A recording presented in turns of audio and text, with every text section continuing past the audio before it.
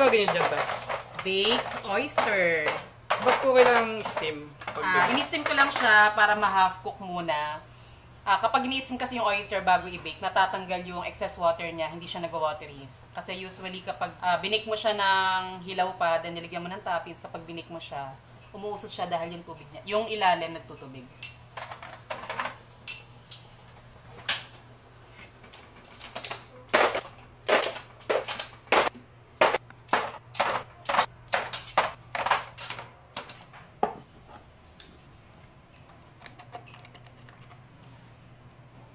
Aklan oyster, oh, di ba? Ang taba.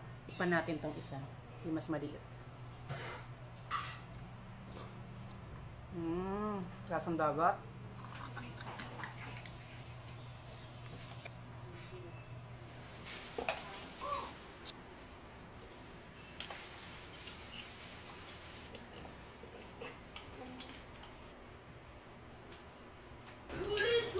Ba't po kailangan may asin dita?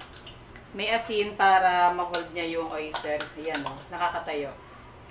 Hindi siya tumatagilid. Imagine mo, kapag tinanggal natin yung asin, look, di ba? So, pag nilagyan mo ng toppings later, yan kapag binake, uusos yung toppings. Kapag may asin, siya mismo mag-hold ng oyster, ayan, nakakatayo siya.